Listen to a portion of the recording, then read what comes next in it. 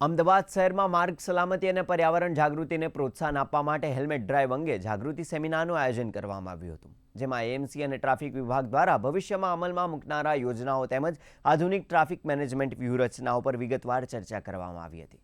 તો કાર્યક્રમ દરમિયાન પોલીસ સ્ટાફને તેમની સલામતી વધારવા અને ફરજ દરમિયાન વધુ સુરક્ષિત રહેવા માટે સેફટી ગિયરનું વિતરણ કરવામાં આવ્યું હતું.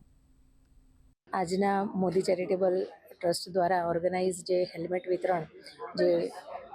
વિતરણનો પ્રોગ્રામ રખાયો હતો ટ્રાફિકના જવાનો માટે, એ એમની કામગીરી બદલ પ્રોત્સાહન આપવા માટે અને એમની નિષ્ઠા બદલ જે પ્રોત્સાહન આપવા માટે કાર્યક્રમ યોજવામાં આવેલો હતો. જે પ્રોગ્રામ હોય છે એ પ્રોગ્રામો સામાજિક જે બીજા લોકો હોય છે એ લોકો માટે પણ એક પોઝિટિવ મેસેજ આપે છે. મારી અમદાવાદના લોકોને નમ્ર અપીલ છે કે તેઓ અવશ્ય હેલ્મેટ પહેરે, એટલા માટે નહીં કે પોલીસના દંડથી બચવા, એટલા માટે કે તમે ને તમારા પરિવારને સુરક્ષિત મહેસૂસ કરાવવા. અને મારું માનવું છે કે સેફટી અને સિક્યોરિટી તો આપણા માટે જ હોય છે, બને એટલું એને ફોલો કરવાની આપણે જ જરૂર છે અને આપણે જ સિવિક સેન્સ ક્રિએટ કરવાની જરૂર છે.